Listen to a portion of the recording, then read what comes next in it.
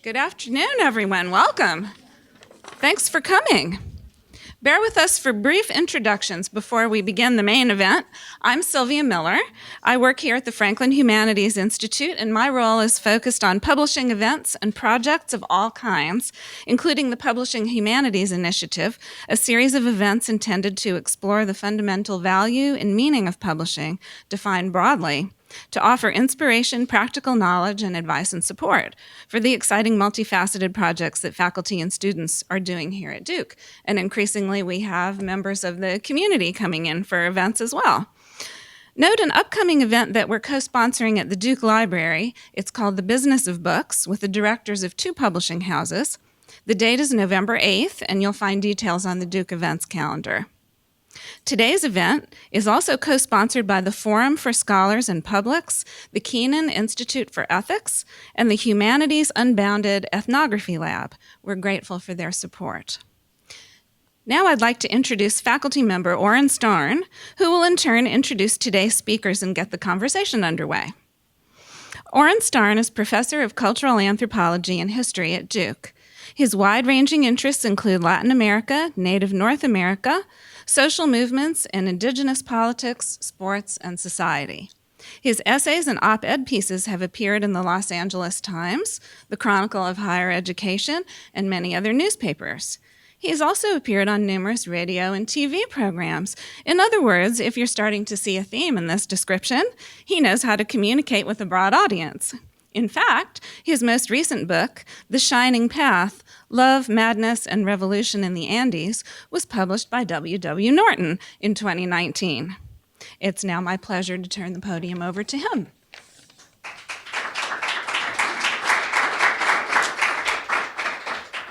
Thank you, Sylvia, and thank you, sponsors, and everybody for coming. This is a really good, I know a lot of you, this is a really great group, and I'm looking forward to the discussion. So, I don't know if you guys saw it. A couple of years ago, there was a story in the New York Times that said that something like 80% of Americans think that they can or should write a book, which is kind of a weird, we all have a story to tell. It's, there's nothing wrong with that. And for those of us who then end up, for better or worse, writing books, we know that there's these different ways that you can publish a book. One of them is the vanity press, and thanks to Jeff Bezos, who has done so much for all of us. Amazon has a really great vanity press platform. My father and I, a couple years ago, finished this brilliantly entertaining and superbly implotted mystery novel, completely original, about a graduate student in Venice discovering a lost masterpiece. And we gave it to a couple of our friends who are actually real novelists, and they said it was terrible, and I wanted to just end it there. But my dad, to his credit, did the work. It's up there on Amazon. How low do the Amazon sales go? Is it like 5 million, 6 million? But actually, I think there are a few Amazon authors, weirdly, who did the self-publish thing and then have gone on to find their own audiences. So, But for those of us who are connected, especially to universities, we know that there are kind of 2 ways, 2 other ways to go to publish. One is with the academic press, the university press, and one is and the other is with the trade press. And I'm not really, I think, I like jargony, intense academic writing that appears in academic presses and journals. That's valuable work and valuable writing, and it's part of the act of creation that writing ought to involve. And here we have the wonderful Duke Press that publishes so much great stuff. But most of us, and there's a few people who write trade in this room, but a lot of us, I know I'm still more one of those people, we know a lot about how academic presses and academic publishing works, and you get an editor, and there's a couple reports, and you rewrite, and it comes out, and that's how you do it. And sometimes those books go crazy. I mean, in general, academic press print runs are what, 1,000, 500, a solid Citizen sales-wise in academic press is something like 1,000 copies. So not selling a lot, but important books that that a lot of people learn from. And then you have the weird academic press breakout books like Michael Hart's Empire with Antonio Negri for Harvard, which can't imagine. I'm sure it's sold a gazillion copies. So you have like academic press. Sometimes you grab the winning lottery ticket with an academic press book. But in general, I'm sure all of you know this, if you want a bigger audience, a bigger print run, you want to get into the airport bookstores and you want to get reviewed in the New York Times Book Review and all these other places that have a big influence on what kind of books people buy, then you need to go trade, or you should go trade. And whether that's Norton or Random House or Simon & Schuster, Macmillan, these are bigger print runs. There's more of a publicity apparatus, and they reach, the economy of scale is a lot bigger in terms of audience, print runs, and the rest. There's certainly, I don't know very much about trade publishing. That's why we have Tom Mayer here. I can see from the outside some of the things that seem like a problem for those of us who are academics and want to write books for trade presses. One of them is it seems like, as we all know, that the big selling books seem to be celebrity memoirs, diet books, self-help and spirituality books. So that's already seems like it's sucking up a lot of the air at a lot of trade presses. And another issue is just, to me, it seems like this to me, is like every American wants to be a writer. Like we're a country of writers, but we don't have that many readers. Like I don't read that much. At the end of the day, I watch some ESPN, or like I don't have time for the energy for a book. So there are questions of audience, of who's reading books, of who's buying books, and also kind of, as with music, these kinds of niches. Is there really a general reading public anymore? I don't think so, probably. I mean, there are certain books, I'm sure, that cut across bigger ranges of audience, but you also have kind of niches of audience that are, whether by politics or sensibility or interest in a particular country. The general reader is an elusive figure. And then finally, the problem of the printed book. It's an antique survivor of the storm of history. It's 500 years old. It's older than, I wrote this joke, it's really bad. It's older than the age of Joe Biden and Bernie Sanders combined. But the point is, like, the book is an admirable, lovely survivor, but it's a technology of communication that's competing with a lot of other newer technologies, digital, video, and the rest. But for all of that, all of us who are here, we still think that books matter, at least some. And again, getting to trade publishing is the best shot at getting a bigger hearing in the world. But it's a totally different, the trade press world is, as those of you who've worked some in it know, it's a totally different world with a different set of the rules of the game and expectations about writing, about how to publish your book, about everything from the university press. Usually you need an agent, which you don't normally need to do an academic press. You need to figure out how to write a book that people are actually going to want to buy and turn the pages, rather than a book that specialists in your field are going to feel like they have to read, or that graduate students or undergraduates are assigned and have to read, or they're going to get a bad grade. And I found, for me, I've written both for academic and trade publishing.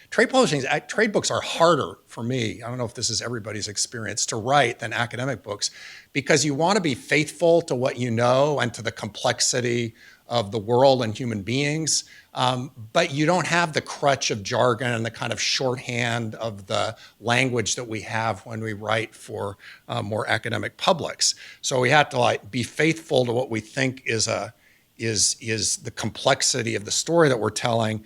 But you also have to do it in a way that makes people want to read it, that draws them into the story, which is not exactly a burden that the academic book bears. So the long and the short of it is, like, the trade publishing world is a different kind of world, and one that a lot of us, I put myself in that, don't know a lot about. So that's why we have here Tom Mayer. It's a delightful honor to have you here. He's a senior editor and vice president at Norton. Tom and I had never met until this morning. He was the editor on Miguel Lacerna and I's book, The Shining Path. And the reason he's here is he's just an amazing, dream editor, with his enthusiasm, his intelligence, getting under the hood and working with the manuscript, kind of giving us a kind of course in how to write a book in the process of working with him. So he's here and is going to share some of his insight and answer questions that people might have about trade publishing. And to moderate, we have the perfect moderator, Kelly Alexander. Perfect person because she is an academic who's finishing her PhD in the cultural anthropology program here, but also has a lot of experience in the trade world. She started out as a journalist, was an editor for Savoir magazine for a while. She won a James Beard Journalism Award while there. Her essays have appeared in the New York Times Magazine, New Republic. Unlike there may be one or two others, but she's, I certainly can't claim to be one. She has written a bestseller. Her cookbook, Smokin', with the chef, pitmaster, warlord, Myron Mixon, was on the New York Times bestseller list.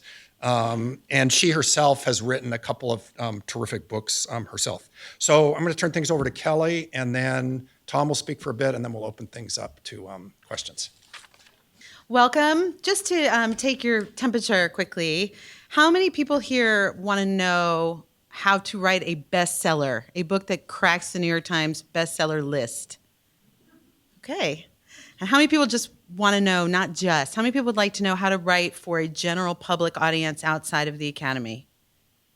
Okay. More bestsellers, but just only slightly. How I came to be the best-selling Kelly Alexander, which on bad days I make my children refer to me as, and I'm not even kidding, is because I was an editor of Food magazine, and I wrote an article about pineapples, and a barbecue pitmaster named Myron Mixon read it, and I mentioned very glancingly in the article that I had grown up in Atlanta, and Myron Mixon had been on a very short-lived 6-episode reality TV show on the Discovery Channel called Barbecue Pitmasters that followed around 6 professional barbecue pitmasters from barbecue contests around the country. And he won a lot of them, and he's a very boastful, loud person. If you've never seen him, you should look at him on YouTube, and he talks about how he loves barbecuing and making money, and he talks like that. But he read this article that I wrote about pineapples, and he said, that's the person who I want to write my book. And he tracked me down, and I said no. And it was the best no that I ever said.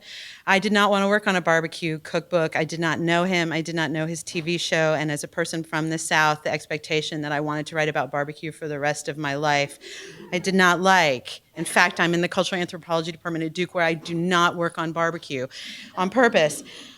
But I was, the more I said no, Myron Mixon's a very dogged person, the more he said yes. So I sat down and met with him, and I was very moved by his story. He's a 4th-generation pitmaster from South Georgia who really felt like he had a story to tell, and like he knew things about barbecue that other people who hadn't grown up the way that he did knew. And he said that at barbecue contests, people kept coming up to him and asking him for his recipes, and he really needed somebody to help him translate them. So I said, okay. So we got a small advance from Random House. We were able to sell this book. Random House believed so much in this title that they refused to publish it in hardcover at all. It is still only available in softcover. The first print run of it was 20,000 books, but what Random House failed to acknowledge or understand was that Myron Mixon travels to barbecue contests every single weekend of his life and cooks barbecue and wins. And every time they hand him a big cardboard check for $500 or $2,000 for best ribs or best sauce or whatever he happens to win, he says, and y'all come see me at my trailer and buy my book. So Smokin' with Myron Mixon has sold 250,000 books. It just passed the 250,000 mark. It is in its 12th printing. It is easily and without a doubt the most successful project I will ever work on. Because of that hustle, we were offered to have it reprinted in hardcover, and Myron said no because he wanted to punish Random House for not doing it the first time. We were flown to the Random House, Myron and I were flown to the Random House annual meeting to present on how we put Smokin' together, his cookbook, and what we did to speak to readers so openly and so directly. And it's pretty simple. Myron told his stories. I watched all 6 episodes of Barbecue Pitmasters and wrote down every word he said so that I could try to master his voice. I spent a lot of time at his barbecue cooking school in Unadilla, Georgia, and we became friends. And that book is barely considered a cookbook. It has less than 50 recipes. Usually publishing houses want more than that. It has way more stories. So that has been a little engine that could, in the publishing world, has been an incredibly gratifying project to work on. So I'm happy to share what little I know of that process, but mostly we're all here to hear what Tom has to say. So I will turn it over to you. Hi, guys. I also want to know how you create a New York Times bestseller. Do any of you know? Thank you. That was wonderful. And she's being modest. 20,000 is a lot of copies to print of something when you don't know how it's going to do, even if it is in paperback. It costs a lot of money. Paper is more expensive now than ever before. But that's not really your concern. So I'm Tom Mayer, as Oren said, and thank you, Oren, for having me down. This is a lot of fun, and Duke is a very handsome campus, I have to say. I'm a book publisher. This week is the Frankfurt Book Fair in Germany, which is a book-selling conference that's been happening for 500 years. Books are an old technology. They're a mature technology, but an enduring one. And the kinds of books that I do mostly nonfiction books. I do some fiction. I do some graphic novels. I do biographies. I do a lot of different stuff, which is either good or bad, depending on how much you want to feel like an expert in what you're working on. But I'm always looking for new things. I work for a unique company. Norton is probably the largest employee-owned publishing company in America. I think it is the largest employee-owned publishing company in America. It's not quite the largest independent company, but we're big, about 500 employees overall. We have a large academic division, publishes the Norton Anthologies, a number of leading textbooks. I work on the trade side. We have across 4 or 5 divisions and imprints. We publish about 160, 180 new books every year, and then also the associated paperbacks that follow. I personally work on about 12 books a year. Just to give you a context of sort of how many projects are coming in and how competitive it is, I once did the math, and I received over 500 proposals from book agents every year, and about 100 unagented manuscripts that just arrived from people who are enterprising enough to find my email somewhere and send it to me. If you add up all those pages, it's millions of pages, which is impossible to read, and so we don't. We take a lot of shortcuts, and we think about, you get a sense right away of whether something has a chance to succeed or a chance to survive. But it's hard. At any one time, I'd say I'm editing a book a month, publishing a book a month, and signing up a book every month. So if you're getting however many that is per month, you're turning down a lot of things. I have 10 editorial colleagues. Each of them is receiving 500 books a year and signing up a book a month. So you get the sense that there are a lot of book proposals out there coming from reputable book agents who are distilling what is coming into them. So you know, it's difficult. It's difficult to make noise even at the publishing house level, but it's even harder for us to go take those objects, those books, and sell them to the media, sell them to the chains of bookstores that want to put the books into stores and put them in front of customers, in the airport stores, at Barnes & Noble, make sure they're visible on Amazon. The marketplace is extremely competitive. I was going to make a joke about being a gatekeeper. It's fun to think of yourself as a gatekeeper, but it's not quite the same way. We're really looking for opportunity. We're looking for projects that we think we can push forward, that we can get attention for, that we can find readers for, that we can start a conversation with. So it's not that we want to keep everything out. It's that we're looking for the thing we think we can amplify, if that makes sense. What do we look for? Every week I get together with my colleagues on Wednesday mornings, which is why I was glad you invited me down on a Thursday. Every Wednesday I get together with my colleagues. We're about 12 editors, and then there's a sales director and a marketing director. And we have what amounts to a graduate seminar about books. And Norton is a very stable place. We're totally employee owned, so people tend to stay there for a long time, which is unlike other publishing companies. Editors bounce around and agents bounce around, and people sort of are always looking for their next move. At Norton, we're very stable. So the same group of people have been talking to each other about books and thinking about what makes a good book and what makes a good Norton book for a long time. And so we get together on Wednesdays. Everybody has circulated the proposals that they think are good or the manuscripts for novels. For nonfiction books, we're looking at proposals for the most part. For novels, we're looking at completed novels. Memoirs, it's a mix, but usually it's a completed manuscript of a memoir. And we talk about whether we think they're going to work. And there's a lot of things we're looking at. We're looking for, I was talking to Orrin about this a bit at lunch. You know, if you have an absolutely spectacular story by itself, you can be no one. You can be someone who wandered into that story off the street, but the story itself has to be phenomenal. You could be the absolute 100% expert on something and have very little to say, but you're famous. And so that will also work because you're extremely famous. If you're not extremely famous or have an extremely compelling story, you have to start supporting the stool with a number of legs. We're looking at quality. We're looking sheer writing ability. Can you write really well? Can you tell a great story? Is your prose clean? You know, are you making your arguments as crisply and as energetically and as thrillingly as possible? And remember, we're hearing 500 pitches a year. So I've heard lots and lots of versions of, oh, I missed my stop on the bus. There's a famous editor who's since retired. I really miss her pomposity in our meetings, who once had, somebody came in from outside and was pitching a book, and they were like, I love this book, it's so good. I was reading it and I missed my stop on the bus. And she was like, how many stops? Just, I think we shouldn't out our colleagues. We're looking for relevance. We're looking for originality. Does this have something to say right now? You know, does this have something that is urgent in the national conversation right now? Is this something that has never been said before? Is it something that has never been said in history? Is it something that's new for this generation? You know, things change. You know, a book that was really, really big, Betty Friedan, is a long time ago. So somebody with a new message, like Betty Friedan's, it could be very similar, but it's for a new generation. It's speaking with a new voice. It's speaking a new language. We're looking for sheer commerciality. You know, if your book is about Romania, it is just not going to be as popular as your book about France. France is more popular than Romania, I'm sorry. But that's, you know, look, that's just the sort of raw box office appeal. We're looking for author platform. This is a buzzword that is an irritating thing to discuss because it's totally nebulous, but it has to do with your built-in audience. You know, so I published a book this fall by a guy named Mike Isaac, who's a New York Times reporter, and he wrote this book about Uber, the rise and fall of Uber and the struggle to control it. And Mike is very, very good on Twitter. He's got over 100,000 Twitter followers. He's there every day. He's communicating with his public. They love him. He loves them. He's servicing them. He's posting new content. And so when he says, hey, I got a book, I've got a product, they say, great, purchase. I'm going to buy that. And they want to be entertained by him. They want his content.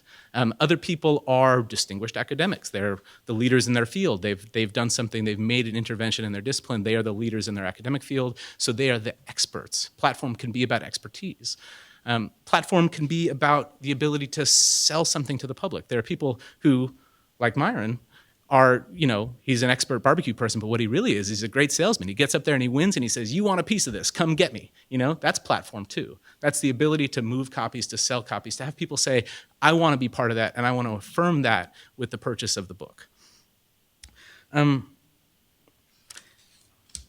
tricky part about what we do is that we have to craft a narrative about you, the author, that makes people believe in the work you've made. A book is valuable.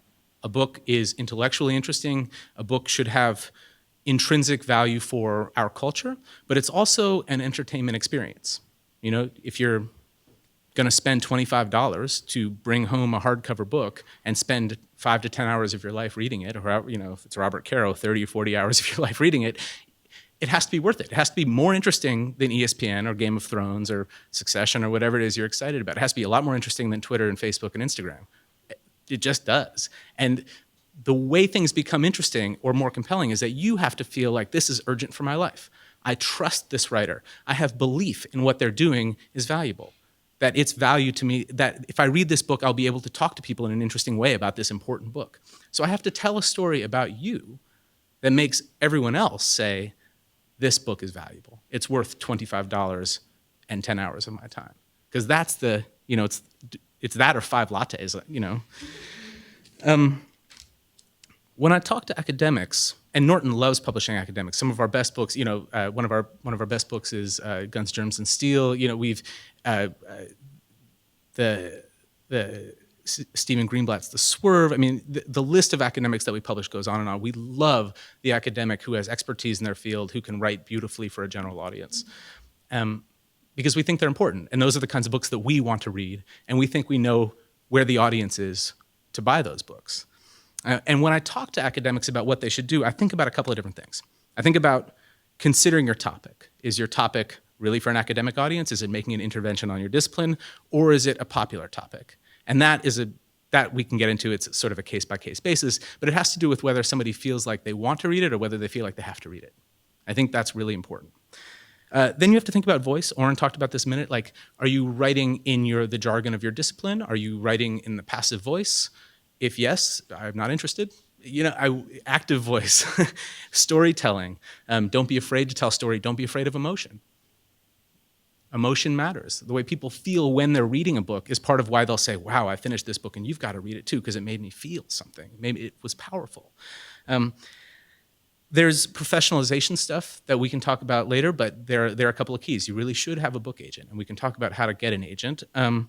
You should familiarize yourself with the publishing business. You should know which imprints publish which kinds of books. Go to the bookstore, look on your shelf. Which are my favorite books? Who do I want to be like? Who published that book? Understand what the imprints do. Understand the magazine environment, understand the media environment, and how your book and your message and your personality and your platform fit into those environments.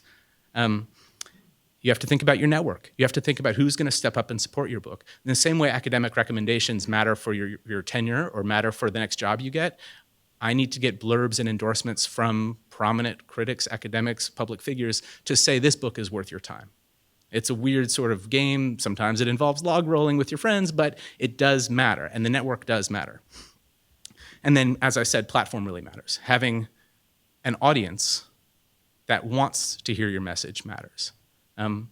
Part of that has to do with being involved in a community, and again, we can talk about building those things because it's a daunting task when you've never tried to do any of it before, but all of those things matter. So we're looking for all of those aspects as we consider whether a book is commercial, whether we think we can sell copies of it, and how we think we're going to sell copies of it. And I would just say before we have our conversation, because I feel like it's been a lot of podium so far, is that no one knows nothing at the end of the day. Publishing is risky. Authors take a long time to publish books. You could spend years on a book, and it could be the best book ever written, and it could come out the week of 9/11, and nobody will read it. That happens. These things happen. The books that take off often surprise people. You never know if something is going to be a mammoth hit or not. There's a certain amount that we can predict. We know when a book is a certain level of commercial, and when we've put a certain amount of promotional energy behind it, it can get to this level. But whether it will take off, that's another story. It might be just the right book for the right moment. It might not be. It might hit a controversial note, and that controversial note might be something that people want to affirm with the purchase of a book. So there's a lot of different things that can make a book take off, stay flat, underperform. The other thing is that success is relative. People say, well, what does it mean to have a successful book? Well, from my perspective, if I've invested this amount of money and I've given you this level of advance and my expectations are here and you exceed them, your book is a success. Even if you sold objectively 1/10 of the copies of the thing that we were expecting to do way higher that did slightly under the projection. So success is relative. And exceeding expectations is always, always better, even if you've exceeded them in a modest way, because it means you can keep building. I can do the next book and the next book and the next book, and they can keep raising. The expectations can keep growing. The other thing I would think about is your writing career is sort of a small business. I was in bands before I ever got into book publishing, and and lots of bands fall apart because they don't have all the aspects that they need to become big. People want to get together and play. You want to sit down at the computer and write a story. That's nice, right? But if your goals are to satisfy yourself and be fulfilled with the active creativity, that's great. I'm all for it. It's wonderful. If your goal is to be playing, at Shea Stadium, well, you need to have a plan. And you need to have a really aggressive plan, an ambitious plan that encompasses all of the ways you can professionalize yourself, build an audience, build a platform. You have to have, I'm sorry to mention Caro so many times. I've just read his first Lyndon Johnson biography. And there's this moment where Johnson says, if you do absolutely everything, then you'll win.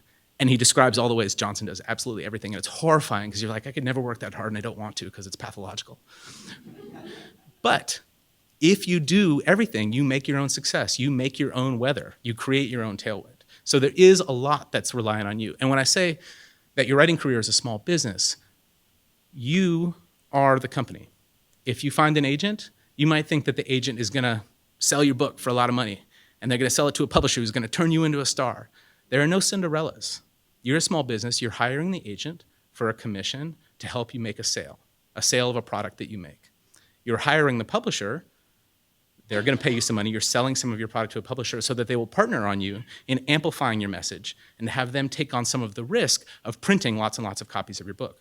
Myron could have printed all those books himself and sold them all and gotten all the profits, right? But he saw an advantage in having a publisher print all those books. He wasn't out the $100,000 it took to print the 20,000 copies.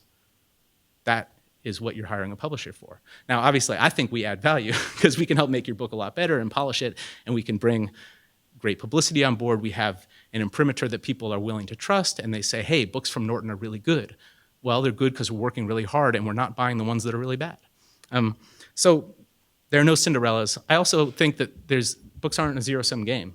Yeah, there's a lot of books out there by celebrities or by health gurus or by Tony Robbins or whatever, but that's okay. If your book is really good, people will still read it. There's always room for another book on the shelf, as long as the person feels like it's worth it. So, why don't we talk? I want to start and ask a positive question about academics. Good. It's so easy to put down academic writing. It's jargony and theoretical, and I do it all the time. So what are some things that academics do right? What makes academics really good authors for the public and for trade books? Academics care about facts, and they care about the truth. They care about demonstrating accuracy. They care about research. They care about not making things up. It's easy. You laugh, but it's easy to make things up if you want to write a good story. And stories are manipulative. Telling a story is manipulative, no matter what you do. And it's easy to be seduced into the dream of telling a perfect story, and that's how you end up with, books that bend the truth and the problem of fiction and nonfiction and memoir. The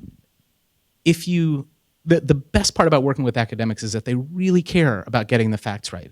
No, the research did not show that thing, Mr. Editor, that you wanted me to oversimplify and turn into a more compelling story. It said something more complicated. Okay, well, let's figure out how to make that effective.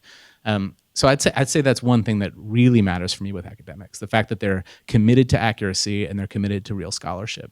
So how can we emphasize that quality in pitches? So an academic wants to pitch you, and the great selling point is that my facts are so right. How can I pitch you and emphasize that? Oh man, so I'm thinking like Comic Sans, 64 size font, facts, or just stamp facts on every page. It's true. Truth. I'd respond by saying that you have to tell a story about it. So I'm publishing a book in January. We haven't announced it yet, but one of the things that we talk about with the writer is that she did an immense amount of research. And she's not an academic, but she did an immense amount of research. And so the way we're describing this is that she looked through hundreds of thousands of pages of land records, that she listened to hundreds of hours of audio tape, that she reviewed, lots and lots of video, that she read so many pages of this or that, that there are 400 books consulted and 300 interviews conducted, and that work is woven into the narrative of who the author is. Remember what I was saying earlier about needing to tell a story about the author to give you, the reader, the customer, confidence in the author? Well, that's part of her story, that she has done all of this research. She has uncovered every rock and looked underneath it. And so what she's bringing you can trust. And was that persuasive to you in acquiring that book? Absolutely. In fact, it was the reason I did acquire it, because I knew that she would go much deeper on this particular topic than any of the hundreds of other people that want to write about this topic. Okay, so before we go any further, we should probably talk about agents. So I'm assuming this person didn't pitch you directly herself. This particular project is a strange example because she had pitched me. She had an agent. She had an agent who had approached her and said, your work on a different topic was very compelling. Let's pitch that book. And that agent pitched me the book, and I said, yeah, no, that topic's not relevant anymore. I don't want to do that book. And everybody else in town said the same thing. and she put the project aside. But I remembered what I liked about that book was that this person was supremely well versed in the subject of the previous book. And so then I approached her about the new topic and suggested she speak to an agent that I know. So this is not the most useful example, this person in particular. Got it. And I know I make the Myron example sound so easy, like we were just people and I was plucked out of nowhere, but I had a literary agent. That's how he found me. Right. That's so how This is what do I mean you- by no Cinderellas. You know, Right. if you understand that you need to get an agent, you have to think about what kind of Does agent. everybody need to get an agent? I think so. I think for one thing, it's helpful to have another person who can speak business outside of the creative conversation. So if you and I are working really intensely on a book, I don't want to disrupt that creative collaboration with a conversation about your export royalties. You know, Right. that's something that I should talk to your business manager about, who's getting a commission on your work in order to negotiate your business issues. Yeah, no, I get it. Nobody thought it was a worse idea for me to go back to graduate school than my agent. But Your agent is like my cash cow. I was like, what are you talking about? Graduate school. But, we all have our private passions. But my question is, if you are an academic, how do you go about finding an agent, finding the right agent, and finding somebody who's going to get your project in the right hands? That's a great question, a wonderful question. There are a lot of agents, a lot of people who are willing to be agents, and there are different levels of agent. There are some people who are extremely, there are blue chip agents, and there's everything from total hustlers over here to like extremely blue chip agents. There are people who are blue chip agents who are also hustlers. The best kind.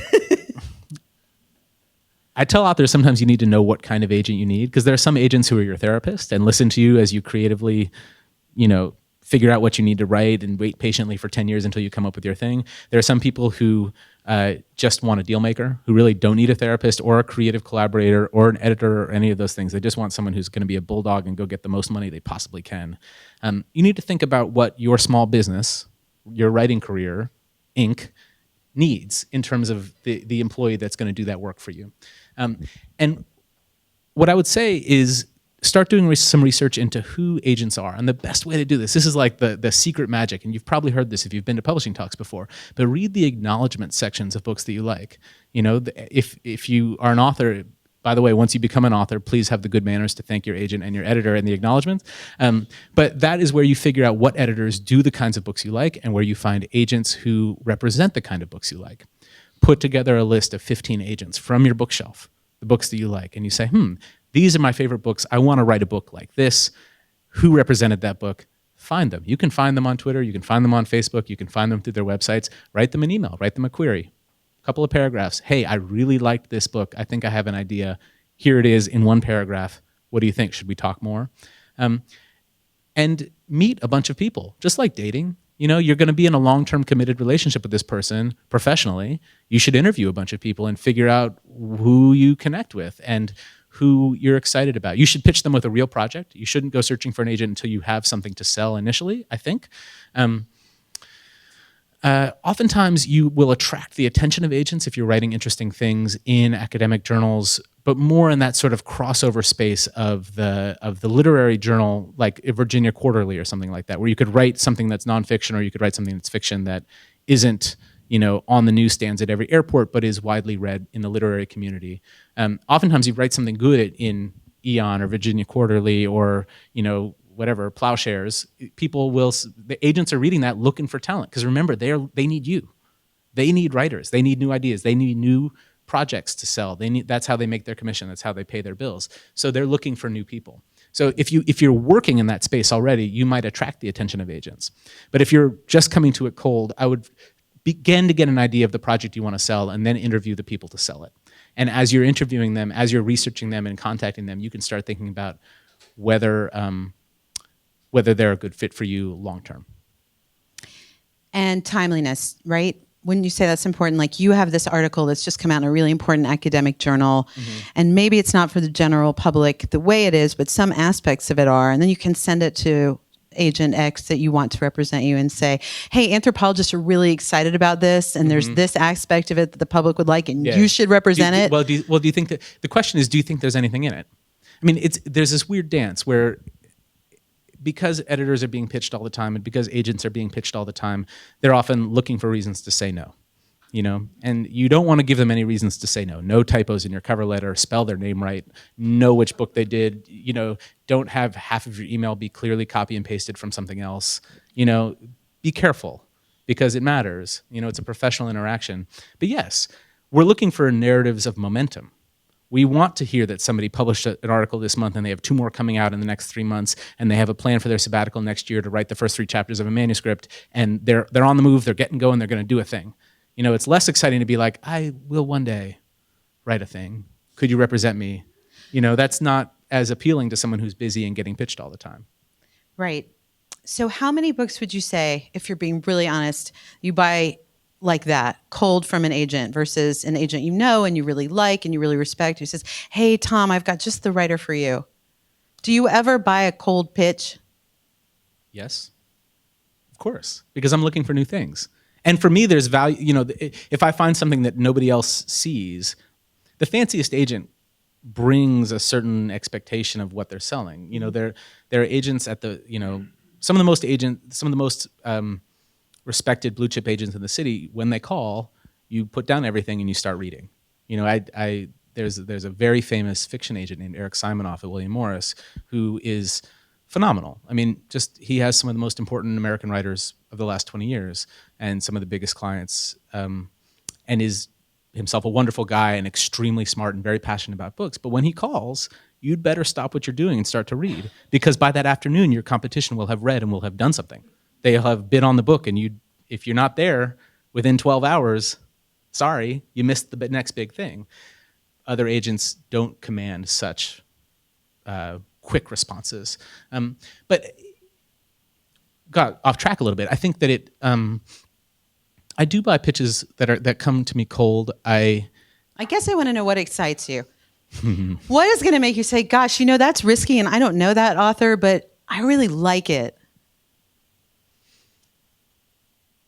It changes week to week. This is and this is where and on maybe what you ate for lunch and when you ate it.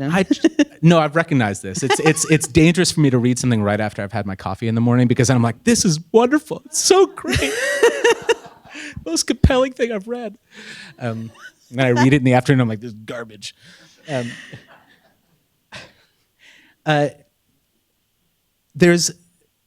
an agent pitches something, you start making judgments right away. Is this valuable? But I try to keep an open mind, and I try to start reading, and I try to say, what can I make of this? Because, I'm a business person. My job is to, there's a theory of publishing that you're publishing 140 books. Some are going to work, some aren't. It's a power law business. 80% of the books don't make money, and 20% make all the money. McKinsey famously told the Random House Corporation, why don't you just publish the bestsellers? It's publishing is risky. And the expectation is that some books will break even and some books will make lots of money and some books will fail. And as a whole, it balances out and your portfolio should rise, sort of like running a mutual fund or something like that. And so there's, part of my job is making good value investments that, I have a really good project on my desk right now. Distinguished book, has distinguished provenance. The writer is a very famous person, but the asking price is too high. So I could pay that asking price, but then my company won't be profitable doing it.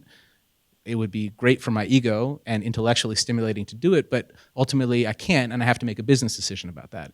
Equally, if I'm able to invest at a lower level and the book surprises everybody because I see value where nobody else did, well then more power to me, and my company is more profitable because of it. So, I'm often hoping to hear from people who have new ideas, who are only pitching me the thing they know is perfect for me, even if they do business everywhere else. So yeah, if a writer writes to me directly, I keep an open mind about it. But I also make some shortcuts, that the better agents tend to have better stuff, that what I know is going to be polished and honed so that it's a clearer business proposition for me. The message will be tighter. Messaging really matters. Like, the messaging in your book proposal will flow into how I describe your book down the road, will then be distilled into the salesperson's message when they have to sell 400 books to Barnes & Noble in 2 hours. They'll be able to say your book in one sentence, which means that when we pitch... And a sentence you probably gave them. Yeah, a sentence that I probably gave them, that you actually probably gave me in your book proposal. If the clearer your message is from the very beginning, the farther it can go. It makes it easier for the media to pick it up. I oftentimes think of, if you want to sort of reverse engineer, look at the Times bestseller list and look at that one sentence description of what the book is underneath the title. And that will tell you, it's not always perfect, but it's usually a pretty distilled message. What is this book about? It is this one sentence thing. A friend of mine works in film, and he says that he can tell a good film pitch. If it's a page, it's too long, and if it's a sentence, it's too short, but the paragraph is the perfect length of the idea. That's how long it takes to describe a good film. It's not that easy for books. Like, I don't want to buy a book based on that one sentence, but I should be able to distill it down to something like that, to make not just the elevator pitch, but the escalator pitch, where like I'm going this way and you're going that way. So I had that little second to tell you what your book is. I mean, that's what it is. If you talk about trying to get a book into a bookstore, bookstores are getting pitched by hundreds of publishers. There are hundreds of thousands of books published every year. If you want table space at the Barnes & Noble, your book better be really good. And the reps from my company are going in and they're selling lots of books, and they have to do them all really quickly. And that same person at Barnes & Noble who's making the decision about what to put on that table leaves the meeting with my rep and meets a rep from a different company who also has 400 books. And that person is going to make some compelling arguments and say, no, this one. So it's extremely competitive to get onto that space, to get visible in the public. Now I'm way off topic. What? Well, one thing I want to ask you about that you mentioned is the built-in platform. And I'm sensitive to this because I was part of a project that had that. Mm-hmm. The projects I do by myself don't. Not being, going to festivals every weekend with my trailer selling books by myself. Mm-hmm. How important is social media, and how important is it for academics to have a strong social media presence if they want to sell their books? That's a great question. And I'm asked that a lot by people whose books I've signed up. They say, well, should I start up my Twitter account? And it's 3 weeks before publication. And I'm kind of like, no, you shouldn't. It's a waste of your time. Social media is a good proxy and will help make you seem more popular because there's a number there. No, I mean, make you seem more popular. It's a shortcut for me. Yeah. I can look at those numbers and I can say, you have 100,000 Twitter followers. Clearly you have an audience, right? But you can buy Twitter followers. I have to look at the engagement on your tweets. Are 1,000 people liking every one of your tweets? If 1,000 people are liking every single one of your tweets, I know there are 1,000 people out there who will buy your book tomorrow. And maybe another 10 beyond it. Can you convert that 100,000? So it helps because it's a shorthand for me. I can say, this person's popular. There's the metrics. Look, and I can tell my salesperson, look, there's the metrics, and they can tell the bookseller, there's the metrics, and they can, everyone along the way can see a metric of your popularity. But social media is like any community.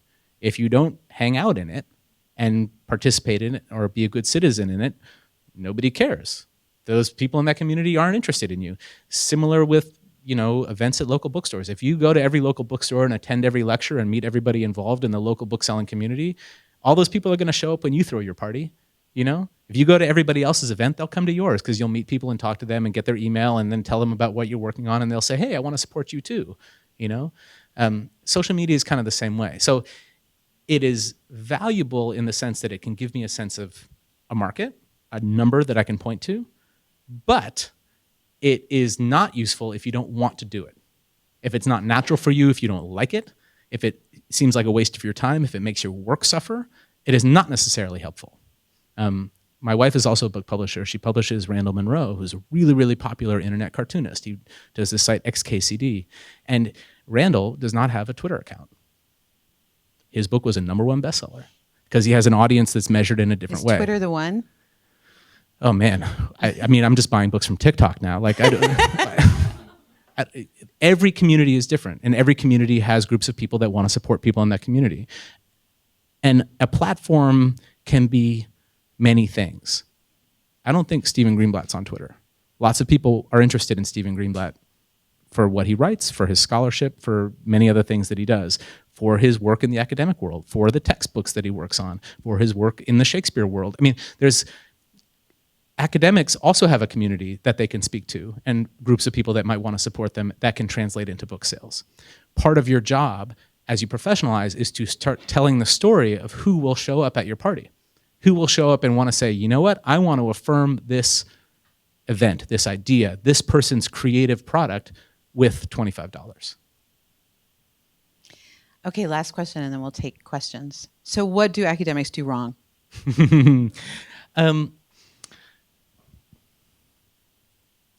They can take it. Academics don't do anything wrong. They're wonderful people. No, I mean, I think well, there's writerly things. I think that academic writing is wonderful for what it does, but it's not entertaining to a person who doesn't have to read it. It's hard, you know. Writing should be seductive. I should want to read your book more than I want to look at Twitter. I should want to read your book more than I want to watch the baseball game tonight. You know, that's a high bar. If your book is difficult, it better be really interesting. You know, Judith Butler is a fascinating scholar. I find her work very difficult to read, but it's worth it because it's, you know, nutritious. It makes me think. It is, you know, it provides stimulation, but it's hard. And so I have to want to get into it and say, yes, I'm going to read this, you know, more complicated work because I would like to be rewarded with what's on the other side. Sometimes what's on the other side isn't popular. I think another thing academics often mistake is the importance of their work in the field versus the importance of their work to everyone else. Every editor I know has a proxy for different kinds of readerships. I have certain family members who read lots and lots of books. You know, they're from different parts of the country, and I just know that if they would like this book, a lot of people are going to like this book. A lot more than my cloistered New York, Brooklyn, you know, snobby experience. And so I'm thinking, you know, would this or that person like this or that book for which reason? You know, my uncle loves books about sports. Is he going to like this? Well, a lot of guys might like this. You know, my mother-in-law likes this kind of novel. Well, she likes this. A lot of people might like that. There are lots of ideas that I see from the academy that I know my mother-in-law and my uncle would just never in a million years spend any time with at all for any reason. And so it's having a sense of whether your topic is broadly popular or not. Can you make your topic more broadly popular? And that's sometimes it's very hard for an academic to do because they've worked within this environment where their idea is thrilling to a group of people who are saying, yes, your idea is really thrilling. Thanks. One quick ground rule question for Tom. He'll have time during refreshment when we're done asking questions to hear pitches, but please don't raise your hand and say, Tom, will you buy my book about my Pez collection? Or whatever. I have a Pez collection. Don't buy that one. But please, do we have any questions? Do you have a TikTok memoir? I need 3 I have of no them. memoir. I need 3 of them for my winter list. No. Yes. When you were speaking at the podium, you said that you reviewed 500 pitches from agents and another 100 from authors. Roughly. You said you had a way of, roughly, yes. And you said you had a way of, you can't possibly read that many pages, you had a way of kind of shorthanding. What do you look at? Is it the one paragraph, and have you ever taken a book that an author pitched as opposed to a pitch, but made you choose when they circumvented the process? Great question. I actually told a publishing colleague of mine that I'd gotten 500 pitches. He was like, wow, you need to make more enemies. So you stop getting pitches from people you don't want to hear from. There are a lot of things. Oftentimes it's, the pitch is just for something I'm not interested in. I was pitched a book the other day on a particular sort of wrinkle in the Holocaust, and I was just like, I don't want to work on that for the next 3 or 4 years. I just don't want to. I have other books about the Holocaust, but like this particular aspect, no. So there's that kind of rubric. There's an immediate recognition from the first sentence of whether the person is a good writer. I don't know if you've ever hired someone and you see a lot of resumes and cover letters, you know really quickly whether that cover letter is any good and whether this person is going to be suitable for the job you're trying to hire. It's the same thing. I know within a paragraph or two whether this person's voice is one that I'm going to want to hear in my head for the next 3 or 4 years, much less on the phone, or an aside. It's those kinds of factors. Is this the right person for this topic? You can tell that pretty quickly. Oftentimes I'll be able to tell how how professionalized a person is, how well they understand the publishing environment based on how they put together the sort of marketing pitch in their proposal. If you say my book is the next Dan Brown, but it's also the next Guns, Germs, and Steel, but it's also the next, Hair with Amber Eyes. I'm glad you read those books, but they're not useful to me. There's a lot of things like that. And it's just over time and experience that I've sort of gotten a better sense of what interests me and what I think is going to work for my company and what I think is going to work in the general public, that I can start making some of those choices really quickly. But it's on that first page. It's on the concision of the message, the power and the compellingness of the message. And yes, I have bought books without proposal. I read, from an academic actually, I read an essay in N+1 magazine by a writer named Jacob Schell, who's a geographer at Temple. And he had written this story about going into the monsoon rainforests of Burma, the mountains on the border of India, and working and visiting the people who work with elephants to log those forests sustainably. And he wrote this piece that was incredibly compelling to me. It read like great travel writing. It took me to a place I'd never been, and it said something about elephant conservation and how elephants could continue to survive in the world in a way I'd never heard of it before. And I wrote to him and I said, "Hey, are you working on a book? Do you have an agent?" He's like, "No, I don't need an agent." And I said, "You sure?" He's like, "Yeah, no, I don't think so. I think I'd rather do my own negotiation." And he did, and he was a good negotiator, and we did a book, and it's called Giants of the Monsoon Forest. It's a terrific book. It got great reviews, and there's no agent.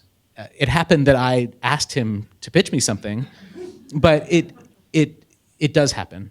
And I have seen projects come in where the cover letter was just so original that I was like, wait, let me give this more of a shot. You do often see a lot of proposals where you're like, the cover letter is original, and then you start reading, and you're like, whoa, this person should get help. So, you get burned by that enough times, you give less credence to the cover letter coming without the filter of the good agency. For video recording purposes, we have a microphone that we'd like to pass around, so we'll be happy to share that with you. Yeah, pass it to you. Pass it to that lady. Thank you. Hi, thank you for Hello. speaking. Thank you for coming. Thank you. So you talked a little bit about kind of a long-term relationship that develops with agents. Could you speak to a little bit more about long-term relationships that writers then have with publishers? Like, does that exist? Does that matter how your first book does? Is that the only thing that kind of decides whether you get a second book, or speak more to that? Thank you. That's a great question. It used to be the other way around. It used to be that the relationship was with the publisher for years and years and years. Agents figured out that publishers weren't paying authors the absolute top dollar, and figured out how to get the absolute top dollar from publishers by playing them off each other. And so then authors understandably changed their loyalty and longevity to agents. Relationships can last a long time, and it's wonderful when they do. It is really wonderful. The authors, I publish a novelist named Lydia Millett, who's been, she's won the Penn Prize, and and the American Academy Prize for Short Fiction. She's been a finalist for the Pulitzer and the National Book Award and the LA Times Prize. And we're working on our 6th book together, 5 novels and a short story collection. And working with her has been one of the most rewarding, thrilling experiences of my career. I'd say I've watched her children grow up from afar. She knows my wife and my kid, and it's a wonderful creative relationship as well as a business relationship as well as a personal one. There are other people where I've worked for 3 books, but after the 3rd book, my enthusiasm for their projects had flagged, their enthusiasm for my editing had flagged. Not that we were mad at each other or anybody did anything wrong, but it was, the energy wasn't there. A book needs a lot of energy. The editor needs to be like, I'm going to go to the mat for this book. I'm going to tell every person I know, you've got to read this, not anything else. You've got to read this book. This is the best thing I've read all year, even though I'm going to say that 12 times in a year. This is the best thing I've read all month. And if I don't feel that, then I'm not the right person to be the editor for your book. Your agent should feel the same way. In an ideal world, that collaboration is really positive. The author is bringing a lot to a project. The editor is meeting them with all their energy and expanding them, pushing them in new directions. That's when it works out best. Sometimes it doesn't. And so you'll see people moving around.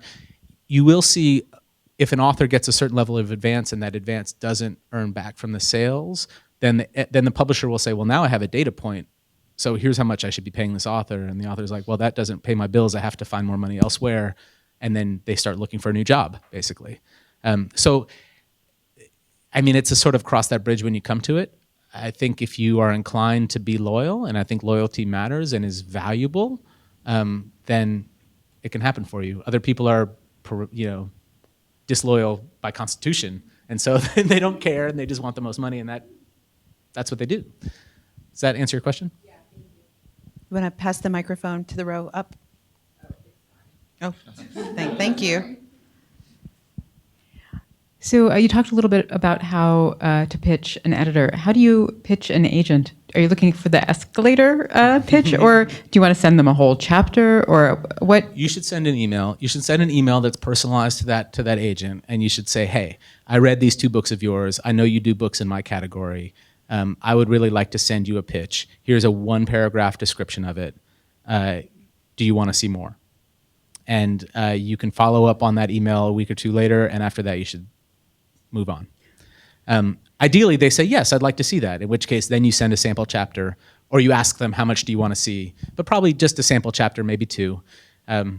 50 pages probably maximum, and see if they respond. And again, give it a couple of weeks, gentle nudge, hey, just wanted to see if you're still considering, and if no response, move on. They're very busy, they're getting lots of pitches.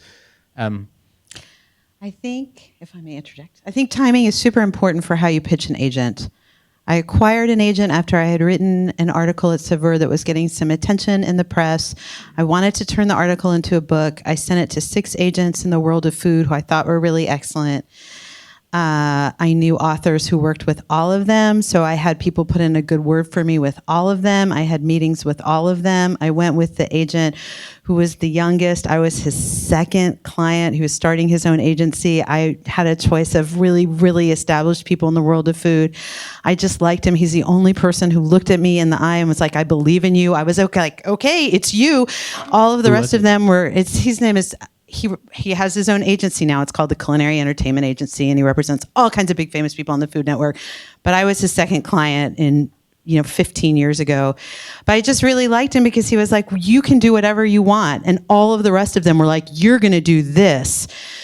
So, we went to each other's weddings and all that kind of stuff. He's one of my closest friends. We are a really good agent story, but I did meet all of them and heard all of them and tried to sell myself as best I could. But the moment was I had this article and people were paying attention to it, and I just sent it out in the world. And you approached it like trying to get a job. You were like, I want this.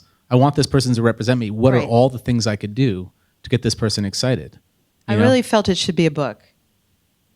And that was like what was driving that process. Mm-hmm. My turn? Sure. Thanks so much for being here. It's great to hear you reflect on your experiences. I'm curious about how much sort of substantive developmental editing support we can expect, and again, this probably differs, but from an agent or from an editor.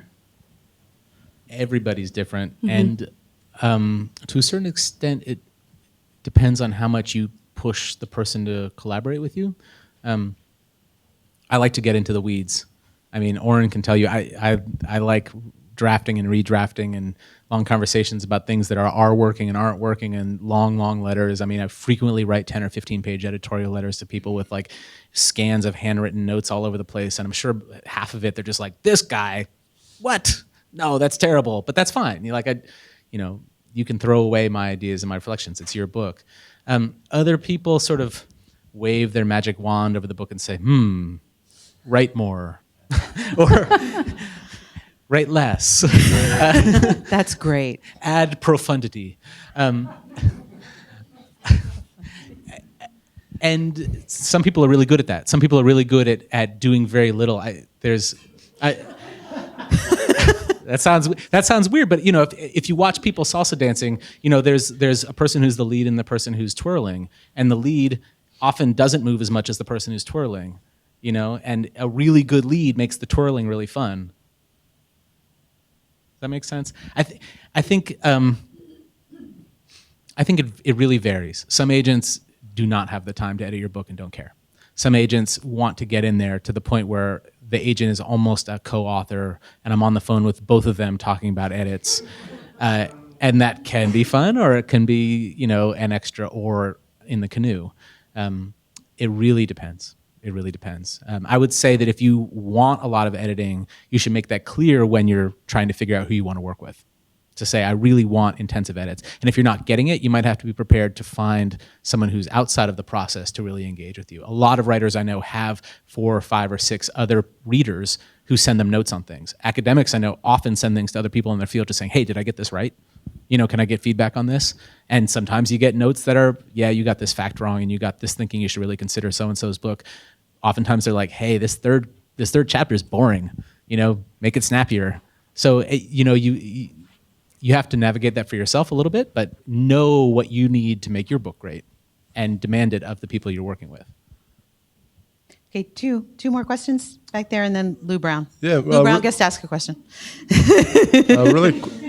Are you really Lou? quickly? So say you do have this brilliant idea, and you're ready to start interviewing and pitching people. Is there but you want to protect the idea? You feel like it's timely. It's compelling for a number of reasons. Is there an industry standard for NDAs, like sending that along with the proposal? Really interesting question. NDAs are annoying. They add friction to a system, and they're a reason to say no. I don't like reasons to say no because it's so easy to say no. I like them because it helps me say no. You don't like them because it helps me say no. They demand a high level of attention. So if you say you have to sign an NDA to see this thing, the thing you send me after I sign your NDA better be great. It better be great. It better be worth it. Otherwise, I think you've oversold me and I got played a little bit and don't really like it. We deal with this all. I work with journalists, investigative journalists who have, secret things. They have things that we know are going to make news and affect the news cycle when they're coming out. Sometimes we will give advanced copies under NDA. I do sign NDAs to see things from agencies, and I have my counsel vet them, and it's kind of a pain in the neck, and then I get the proposal and I read it and it better be good. I would say that if you are really concerned about a scoop, like a real journalistic scoop, then I would just say, if you're interested in this bigger concept, there is something sensitive that I'd like to talk about by phone. And then you say to them, this is in confidence, you have to work on trust. I mean, it's possible you'll get scooped, but if you have something that's really a radio journalist I work with talks about unstable facts. When facts are unstable, it means that they're gonna go live really soon. It's just like too reactive, somebody's gonna find them. If you've got a fact like that, it might not last for the year and a half it's gonna take you to write your book, and the year after that it's gonna take to come out. Books aren't always the best way to break news. Mostly because it takes so long to read them. If you're Ronan Farrow, you can break news with a book. But Ronan Farrow's books are very complicated to publish. We published one of them. They involve a lot of work at the last minute. And publishers don't love doing them. NDAs are super common on the ghostwriter side of things where I sit. Okay, since the New York Times best-selling author Kelly Alexander strong-armed me into asking a question, I have a you're question. Lou. Yes, I'm Lou. Sorry. Hi, Lou. So my question is about, you mentioned reading N+1 as a way to find authors, and it strikes me that I love that you mentioned that, because sometimes when I hear academics talk about becoming popular authors, they seem to think that kind of writing can be kind of quick or less disciplined. And when I read something like N+1 or even Dissent or Boston Review, those articles take a long time for people to cultivate. So I guess my question is about that. Like, how do you think the actual writing of academic work versus popular writing is different? And paired with that, what kind of habits of reading should writers who want to be writing for a more popular audience be getting into? Thanks. I knew she would bring it. Great questions. Those are both really good questions. I'm considering a book right now that's based on an article for The New Yorker that took the writer 18 months to write. It's 6,000 words. It took him 18 months. I think no writing should be quick unless you're really good at. I mean, if you're really good, bless you, your life is easier than for other people. But writing is slow and it's hard, and I think it's important to publish in journals like that. Call them the crossover journals. They're pretty esoteric. N+1 is pretty esoteric. I have a lot of friends that work for that magazine. It's great. It's Brooklyn. That's fine. But like Brooklyn is a small little space. I know that.